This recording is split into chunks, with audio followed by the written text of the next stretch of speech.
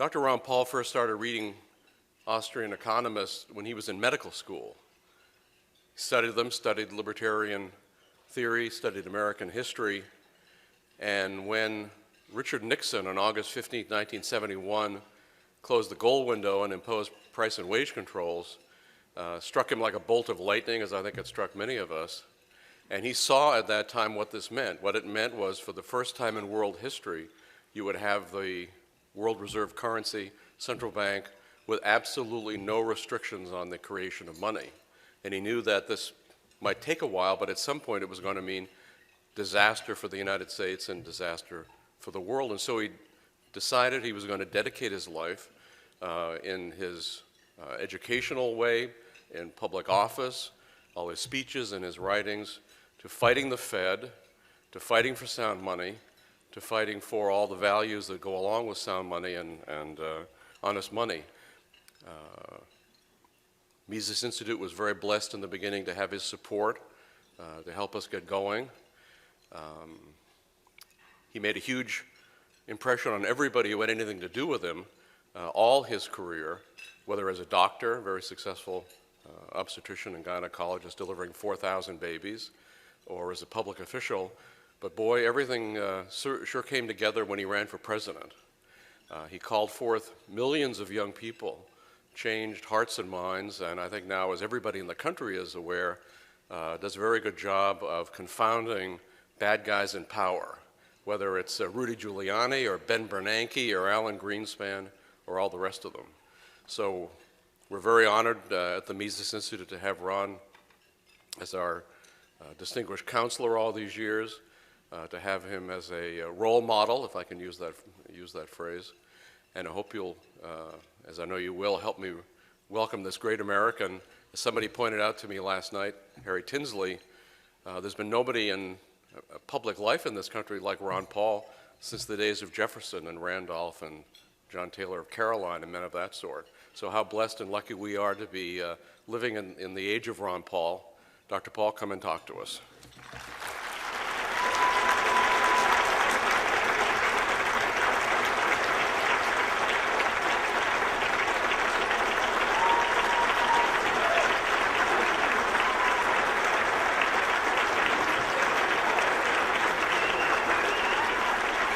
Thank you very much.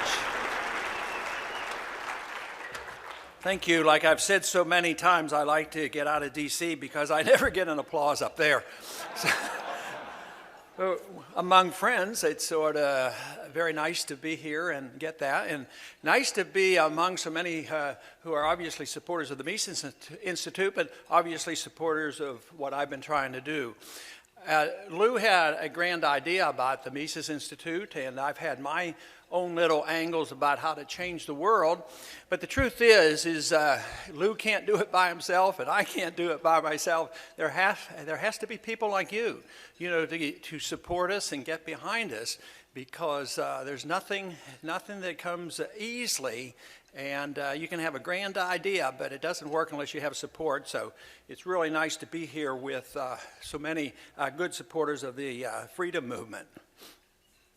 Lou mentioned about Carol's birthday. I was going to do that, and he sort of stole my thunder. But I will add one thing, though, about that. I think I was, I don't know, misled a little bit, or I maybe was fooled into believing that I'd get away without giving birthday presents about every 4 years, but I haven't gotten away with that one bit.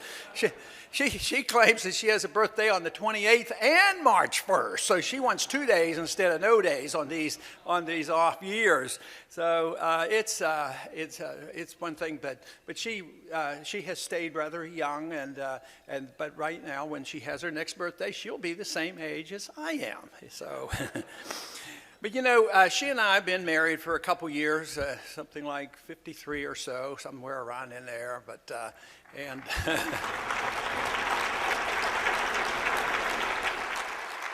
and we talk to a lot of young people about the freedom movement, but I think that those who aren't young are young at heart, and we're, I hope, considered young at heart. Because over the years, we have always, wanting to build a house for ourselves. And we're in the same house that we moved into when I started my medical practice, not back in 1968. But we were always too busy raising kids, sending kids to school, medical practice, campaigning, and we never got around to it. But we had bought the land for the house 40 years ago. And but we finally have gotten to the point where we're probably going to build this house. And when I bought the land, I found out that there was a real nice slope and a creek running through it, and I thought, boy, this would be great. I'll never have to worry about drainage. So we went out about a year ago to get a building permit. And I don't know if anybody's involved in development or anything, but you just don't walk up. We know we have to have a permit. You don't walk up and give them $25 and get a permit. It's taken us almost a year. I mean, you got to go to the city, you got to go to the county, you got to go to the Corps of Engineers, you got to go to FEMA, you got to just beg and plead, you got to find out the regulations about septic tanks and wells. And I was having so much trouble, but we finally had success. And I want to tell you, this tells you that the system really works. It really does work. It's cumbersome, it's bureaucratic, it's a nonsense for us, and it's very frustrating. But I tell you what, the political system really works, because I finally got it done when I called my congressman. So it is rather frustrating, but I've said for years that we don't own our property. Believe me, I just found out you don't own your property. We rent our property, we pay taxes on it, and then if we want to use it, it isn't very easy. And you have to fight to be able to use your own property. Last week or so, I guess it was about a week ago, we had this little gathering up in Washington. It was called CPAC. Anybody hear about CPAC?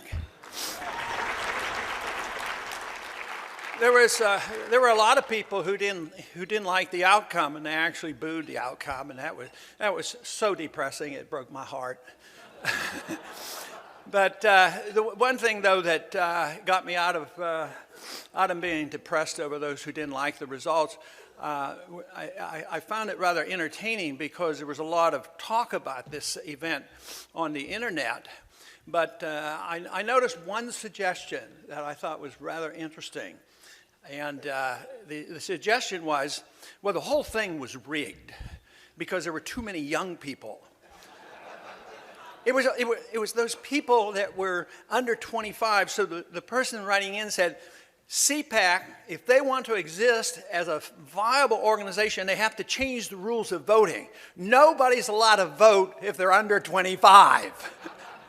So, there used to be a saying, you can't trust anybody over 30, and I'm just wondering that are they going to try to exclude anybody under 25? You can't trust them either.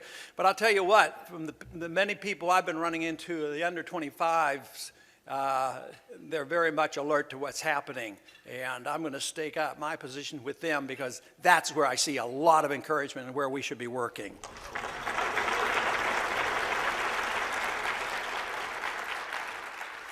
The booing has happened to me more than once. In the presidential campaign, on occasion there was booing, and occasionally, there was resistance by the Republican leadership. Can you believe that? They resisted a few things that I was saying and doing. But it was just a little bit bewildering, and it tells you a little bit about where we are when individuals who consider themselves the elite and the leaders and those who are setting the standards, if one takes the position that the Constitution is worth following, since many, like everyone, is supposed to promise to follow the Constitution, but literally ridicule us who believe in these things, that there's something wrong. And then we come up with this whole idea about going to war. Oh yeah, they love war, but they don't even want you to have to declare it.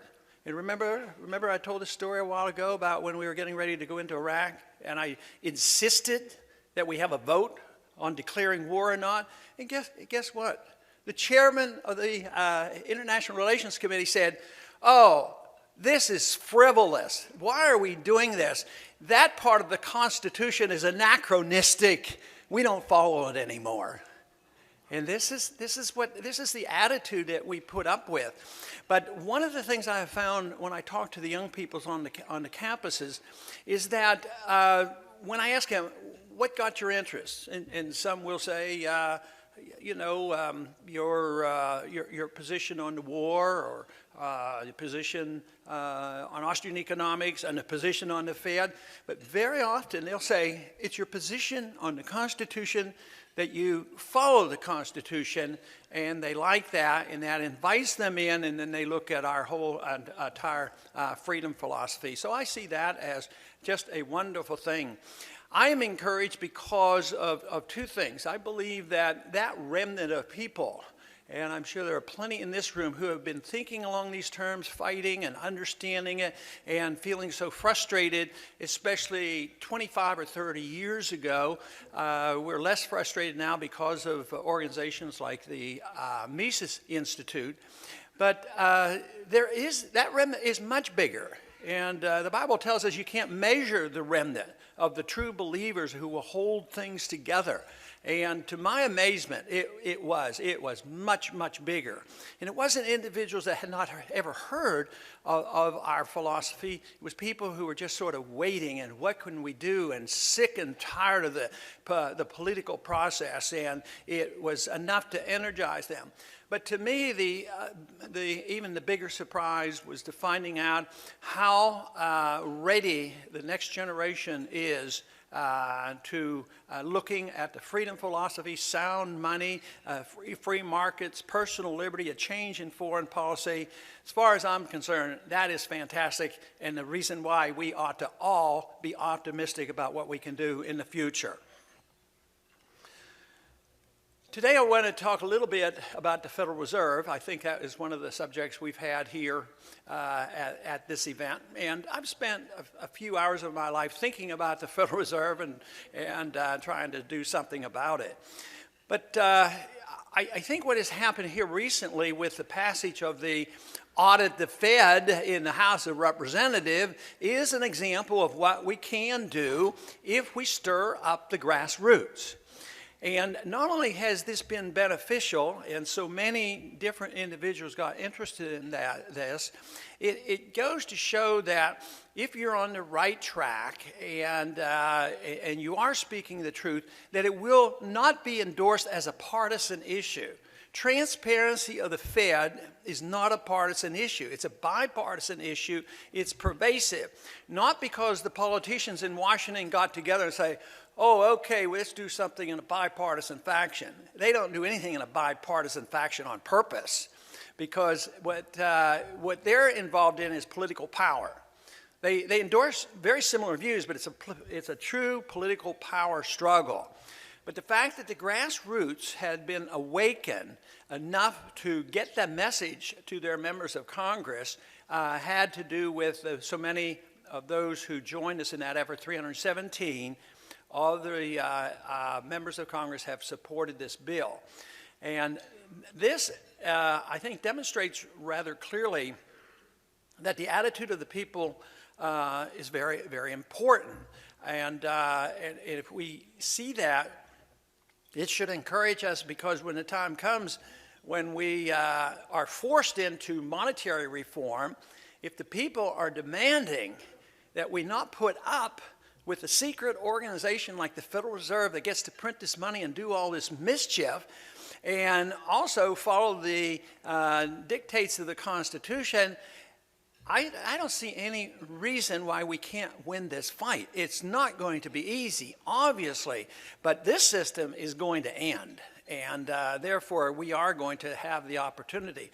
Matter of fact, this morning there was an article on the internet dealing with the IMF. They've been stirring around and talking about what they would like to do, and they are talking about the alternative. They know what we know. They know this system is not viable and something has to be done, but they're working on an international paper currency run by the IMF, something along the line of the SDRs. But we have a good test of this when an artificial fiat currency is designed, not as an outgrowth of a sound currency, but one that is designed. And maybe maybe that it will give us a hint as to what will happen when the IMF comes up with their next one. Maybe we can look to the euro to find out what's going to happen, you know, to the next worldwide fiat currency. But if we had our way, we would have an international currency. We would have a global currency, and we would have globalism based on free trades and friendship with other nations, and a commodity-backed currency, but not a political money. So it is a struggle, and that is what's going to happen because this system can't last. It's going to break down. This week, I don't know if you noticed, but I did have a little conversation with our friend, Chairman Bernanke. Anybody see that in this past week? But he was a little bit disturbed, and when I speak, I hope I can speak for others other than just myself. So when he claimed that what I was asking him and insinuating certain things have been done by the Federal Reserve, he had the nerve to say that we have bizarre ideas. And I would say, let's prove someday that he's the one that has the bizarre ideas, not us.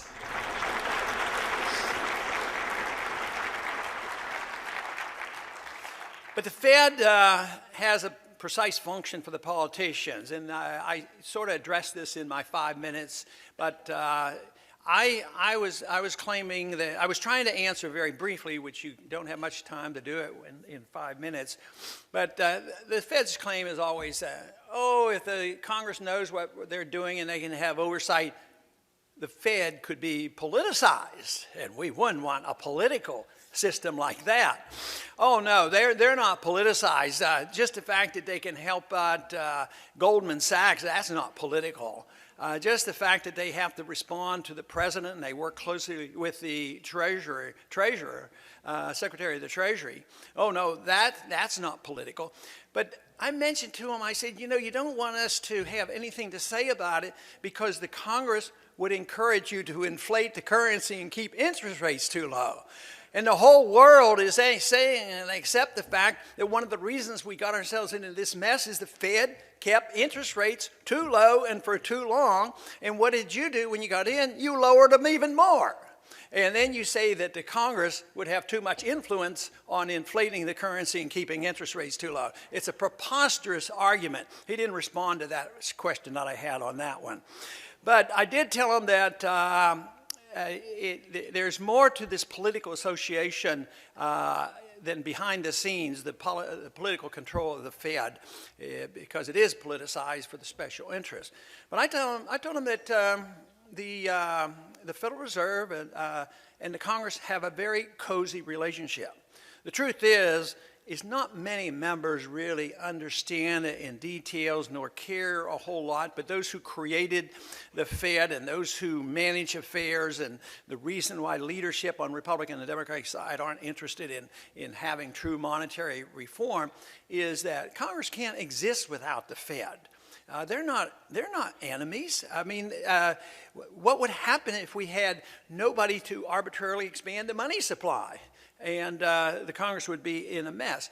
So Congress likes to spend money. They get to do the things they want. If they want to manage the world and they want to have a welfare state and they want to get reelected, spend money. That's the name of their game.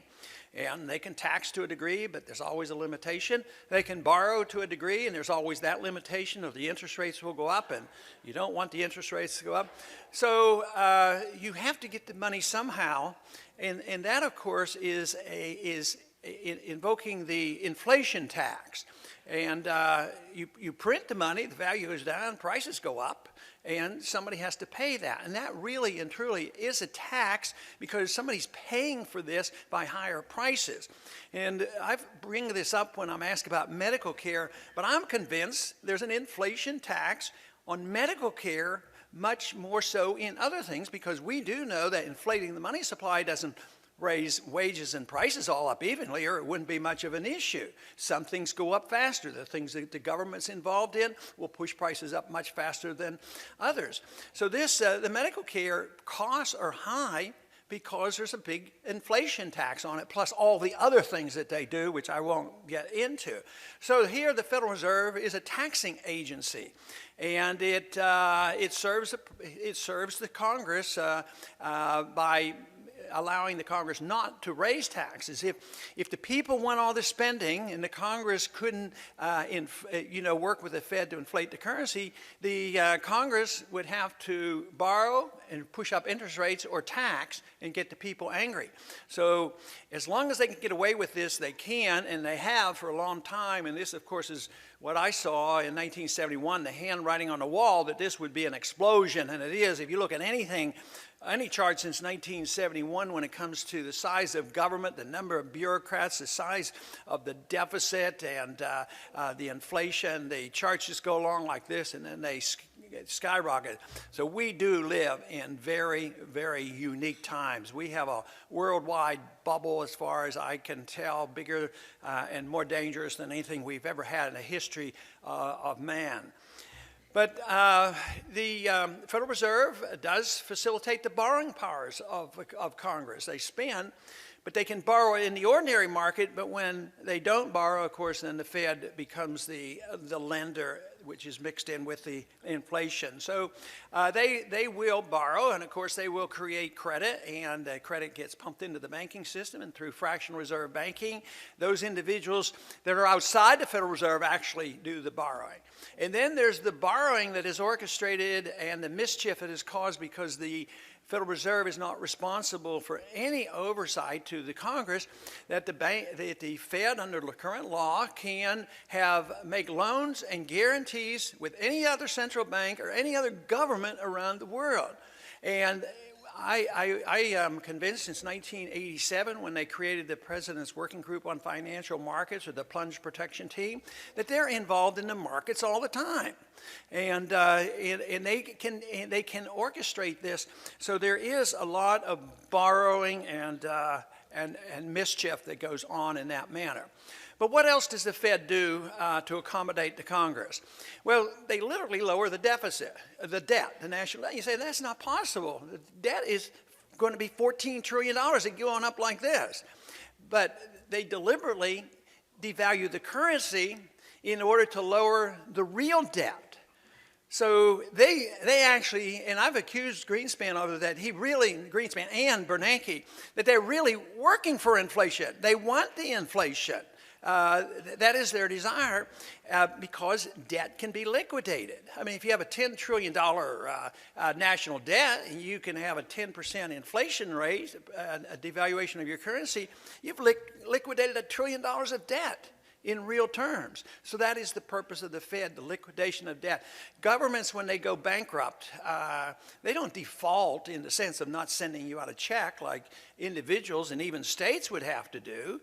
But that's also the reason state debt is going to be transferred to the Fed or government, because they're going to print the money, and the debt, real debt, is going to go down by the depreciation of the currency. But the other thing that the Fed facilitates, and one of the worst things that they do, is it facilitates big government, the growth of big government. So there's a desire to spend money overseas and fight wars and do all that, as well as the welfare state. Now, right now, they're doing a lot of programs, I think on CNN especially, and they're talking about the broken government and why we saw Evan Bayh quitting, because there's not enough bipartisanship. And I tell them, I think there's way too much bipartisanship. I mean, they're always getting together. Bipartisanship on the Federal Reserve, bipartisanship on the deficits, bipartisanship on foreign policy. They're working together all the time. I mean, it's designed to do that, and at the same time, it increases the power of government. So I think what we need is, and what we have to have is, of course, change in attitudes, not more bipartisanship. We do want them to be bipartisan, but the only question that should be asked is, what are you going to be bipartisan? It's fine to be bipartisan if you're going to audit the Fed in order to get rid of the Fed, but if you're going to be bipartisan to be able to allow our presidents to declare war and actually devise a program which is now in place, which is such an outrage. This should wake up every American, and that is this whole notion that one individual in the administration can name an individual as a threat to our country, and even as an American citizen can be put on an assassination list. Don't you think that we ought to scream about that, reverse that, and bring that to a halt?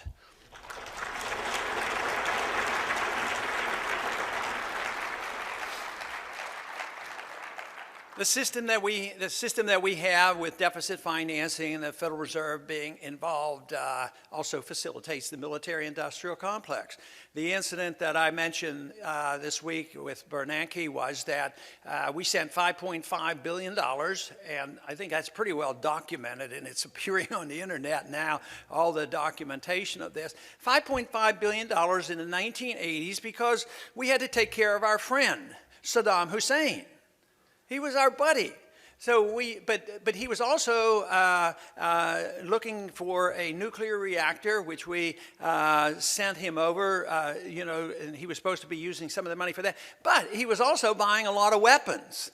So here it is, they create this money, send it over there, no appropriation, buying weapons in the military-industrial complex, and the Congress asks no question. This whole idea that they can create this money and it's going to be off budget. What about these trainloads, literally truckloads of cash that went over in tunes of billions and billions of dollars that were passed out after we invaded Iraq? The Congress never appropriated this money. I would think that maybe the people in this country should be outraged over that. And why should we wait any longer? We have to expose what is happening there, especially so that we know what we should do if and when this breaks down. To assume that next week they're going to listen to our speeches and our efforts and all of a sudden change, those odds aren't very good. But if the more people that know and understand this, the more likely it is that we'll come out of this better. The Federal Reserve and the way it works with the banking system through fractional reserve banking is a cartel. It's a monopoly. It's a cartel, and a lot of people make a lot of money off of this. And it wouldn't be like that if you had free market banking or even a revised system that we have today, excluding this power to the Federal Reserve. But that's a lot of money involved. It's not a couple $100 million. It's not even in billions. It's literally trillions of dollars. And nobody knows the exact amount, but it could very well be $2 trillion that the Fed did off budget, created in order to take care of their buddies during this financial crisis. And what were they buying? And what were they putting into the hands of the taxpayers? You know, the bad debt. The bad debt they couldn't get rid of. And they would call this illiquid. They couldn't sell it, but it was worthless. That's the reason they couldn't sell it, and yet the taxpayer had to take it. What did they do? They just changed victims, where the people who were making all the money during the bubble formation and then holding all that bad debt, they get bailed out, and who gets stuck with it? It's middle-class America that gets stuck with it because we end up buying it. We end up by inflating the currency. And already, what do we have here in the past 10 years? I date the recession that we're in right now coming from the year 2000. Not much improvement in the economy in the past 10 years. Real wages are down. Unemployment is steadily rising. And we don't see a lot of improvement, but most people don't recognize that the problem really hit until 2 years ago. But it's been going on a lot longer than that. The other reason why we should look at the Federal Reserve, and it's related to foreign policy, directly and indirectly. Indirectly, it facilitates deficit financing, and they monetize that debt because we're spending money on these wars. But also, they're involved in our foreign policy. if they can make deals with foreign central banks and foreign governments off the books and we don't even know about it, we can talk, they can do all kinds of mischief. And then their cozy relationship with the CIA. The CIA can own their own banks. And sometimes when I think about these wars in Afghanistan, I at times believe that it's almost could be a fight over who's controlling the drug traffic, whether it's going to be the Afghan government or Karzai's brother or the CIA. But this is at a point where we need that exposure so that people know exactly what's going on. I think we have achieved a whole lot in the last 2 years. I think if we had a currency crisis right now, and these conditions get worse, and if we had not had the past 2 years to draw the attention to the Federal Reserve, it wouldn't be as easy to handle. But the exciting thing that's happening is the Fed is getting properly blamed for a lot of this trouble. And if we get into the currency crisis, then we have to continue to target the Federal Reserve. This whole thing that bringing these issues up to Bernanke and he claiming that we have bizarre ideas is one thing, but that didn't sell. That didn't sell. I don't think so for a minute. I think that has been turned around and they're on the defensive. And therefore, we're getting closer to being in the driver's seat when the time when push comes to shove and something has to be done. It's not that it'll be smooth sailing and not that they're going to readily accept what we say, but out of necessity, they will have to pay attention. But it really depends on the continuation of the educational work, such as Lou's been doing with the Mises Institute, to make sure these views are pervasive enough and the people understand what is happening and how important central banking is and how important the Federal Reserve is. This whole concept is a challenge between two factions. One who literally believe, religiously speaking, in authoritarianism.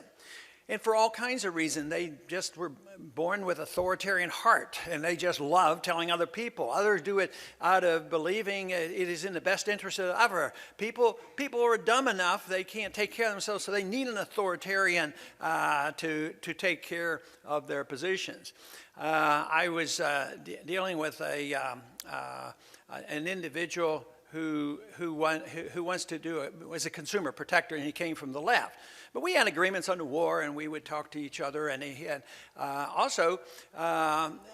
he and I both agreed that we should lighten up on these drug laws. You know, let people make their own stupid mistakes and be responsible for it.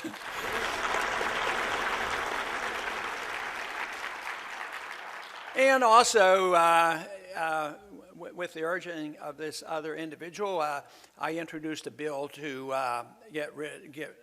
legalize hemp. You know, hemp is so dangerous to all of us.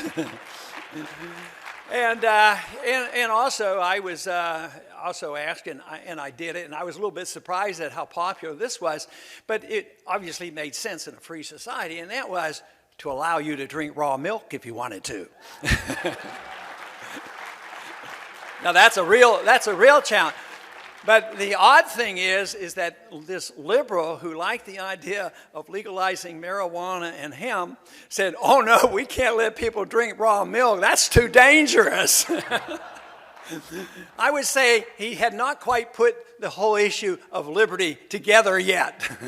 and that is our goal. That has certainly been my goal, is put the package together. It's been chopped up. It comes in bits and pieces. A lot of times people say, do you get along with anybody up there? And I said, no, I get along with everybody up there. Just on one occasion here and one occasion over here, everybody has a little bit of a freedom idea, but most of them all have an instinct toward liberty. It's just that it's either too risky or I can't sell it to my district, and they make excuses, or I get too much money from those people, I can't do that. But that is what has to be done, and that's why I think the freedom movement, that's the biggest job of the freedom movement, is get people to understand what it is. It has, you don't have to start with the Federal Reserve and the government and what the government should do here or there. You have to start with where our rights come from. I mean, what do rights mean? Do we have rights because we have the Constitution, the 10 Amendments? No. Our rights come from us in a natural way or a God-given way. We have a natural right to our life and our liberty.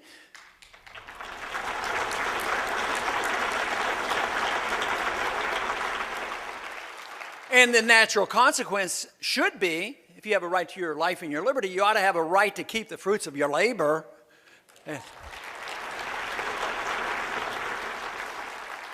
And it comes down, and policies then are very easy. If you start with that, well, we'd have just canceled out 1913. We just wouldn't have had that year.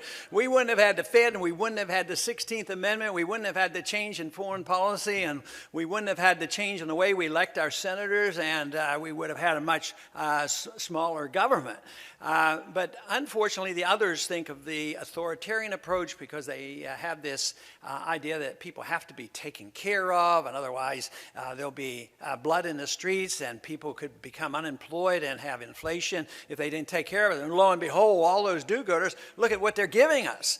So our job intellectually is to make sure the blame is placed on the proper place. I think we're ahead of where we were in 1929 because they very successfully throughout the 30s really buried free markets, and they buried the gold standard, and then gave more power to the executive branch and to the Federal Reserve. But today, I don't think it's going to be the same, and it's the only thing that we have to really be concerned about in economics is who's going to get blamed for this mess.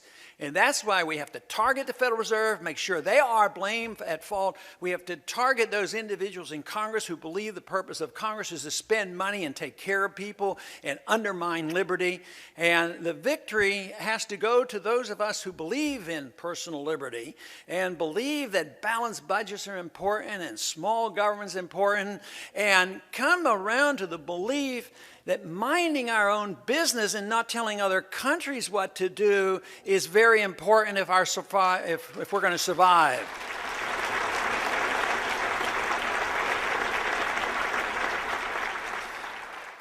The opposition is limited, and fortunately for us, they're limited because truth is not on their side and truth is on our side. And truth wins out in the end, even though there can be a lot of hardship and a lot of suffering. In a way, the Soviet system broke down because of the truth that Mises said. Socialism doesn't work, and it can't work. It will fail. And we didn't have to fight them. We didn't have to fight them with a nuclear war. It failed. Truth won out in the end. And there's always somebody there to hold it together. And I think of individuals like Solzhenitsyn. He was born with the Russian Revolution, and yet he got through life. He was well educated. He knew, he somehow got hold of books and beliefs, had religious beliefs, and all this in spite of it. And there's always somebody that is going to be there to hold it together, because you can't squelch it. You can't stamp out forever the truth. Economic laws are on our side. Yes, they may well be rigging the price of gold, and they did that in the 60s. They kept it at $35 an ounce, but eventually the truth wins out. You just can't keep printing money forever and think that prices won't go up, including the price of gold and everything else. Economic laws win out even though we're not smart enough and don't pretend that we know what month it's going to happen. But economic laws are reliable, and we know that if we understand those and how the economic laws affect the undermining of our liberty. We are, in a position where endurance is really crucial. If we give up too soon, that is going to be a tragedy. But as long as we persevere, I believe we can win this. Those individuals who hold the system together, those few who cling to it, and one gentleman that influenced me a lot, I believe he participated in this, was with Leonard Read. And I don't believe you can. I don't believe the authoritarians can ever, put out the spark of liberty. I think it's in everybody. Even though most of them set it aside and are convinced it doesn't work and they ignore it, I think there is a spark of love for liberty in everybody. But I think in a group like this spark is alive and well, and what we have to do is ignite that into a flame. And I see that happening here in the last couple years. This spark of liberty has hardly been noticed. But I think we have a flame going now, and there certainly is a necessity for this. There is a growing need for these views to become the prevailing attitude. If not, we don't survive. I mean, what has been great about America is going to be put into hibernation. Something serious will happen. There'll be more authoritarianism and more poverty and more war. One of the most detestable arguments that I hear, and Mises talks about in Human Action, and that is this notion that war can be of an economic value. I think that is the worst idea for moral reasons, even if it were. It's horrible to think about it, but it is not. And yet I hear it on the House floor. Well, you know, if there's a war, that might help the economy. Oh, sure. You know, take $1 billion out of the pockets of the taxpayer and build more missiles and blow them up and kill people and create more people who hate us and more likely to attack us and say that, oh, yeah, $1 billion. The GDP just went up $1 billion. They measure that. You build trucks and tanks, and they call that increase in the GDP. It's total nonsense. I think when the government spends money like that, you should subtract it, not add it.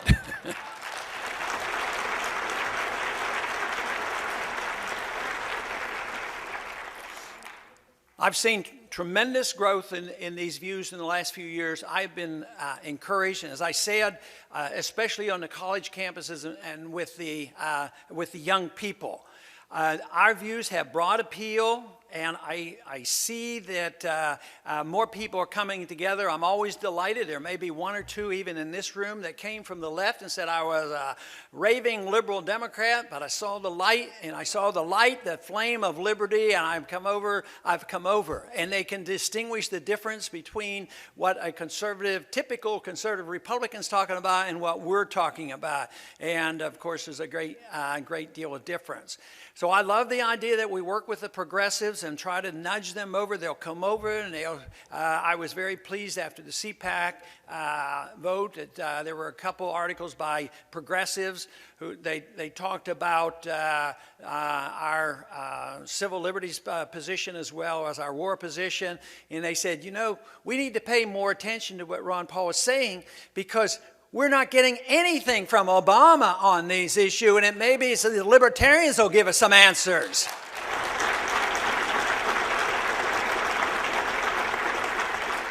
So the big challenge, though, is when they do come over, that they will be hard critics of us not being compassionate enough to endorse the welfare state. But when they see, if we can turn it around, and when we see the impoverishment of our country and the world as this financial crisis unwinds, how can they defend the welfare state when we have 20% of underemployment and defend it? I mean, they have to come around to looking at what we're talking about for compassionate reasons, if nothing else, if they care about their fellow man, even for, you know, personal reasons of our rights to practice our religion and freedom of speech and personal habits. But what about the economic consequence of liberty? I mean, it seems to me like we should never lose these arguments. I've always been baffled over the years. How can something be so magnificent and us be so clumsy in presenting these views? And over those decades, we have been clumsy. But thanks to the Mises Institute and others' efforts, I think we're getting the point across that if you do care about your fellow man, that you know, freedom works a lot better than if you trust in your government man. I mean, those government officials will put all your trust in the government. One time somebody on TV, when I was arguing the case for free market medicine and argued that, you know, some of these things could be handled in the marketplace, and the other doctor that was on, he says, Ron, I know he's sincere, but I think he has too much faith in the goodness of man. And I thought, well, you know, man is not perfect, and the free market will never be perfect. But I didn't get the chance to answer. But the real answer to that is he has too much faith in the goodness of government. And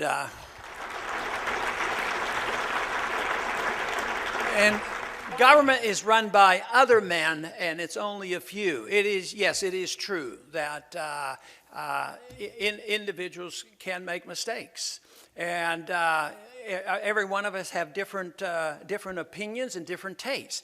But that's the defense of liberty. Yes, we can make mistakes, but if we're doing them for ourselves, it's limited. But if you put me in power to make all the decisions, and I make the mistake, you know, it's so painful. And this is so much different. We make mistakes and we can't know what other people want. You know, I don't want to bring up that recent campaign in any way, but one thing I did say during the campaign that sort of is my strong sentiment is that I really wasn't, I was not anxious to be president for the things I want to do. I would be president for the things I don't want to do. I don't want to run your life. I don't want to run the economy.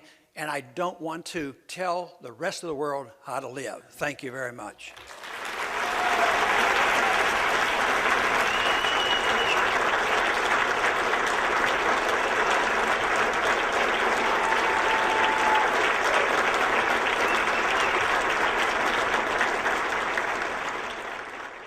I want to thank everyone who came, especially our donors. We have many very significant donors here. I want to thank them. They're the people who make all of this happen. So if we could have a big round of applause for them.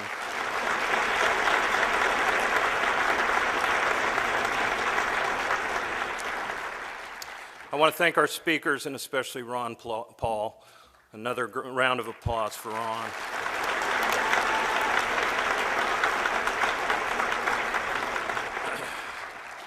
As always, I want to thank the staff. It all begins with Pat Barnett putting this together.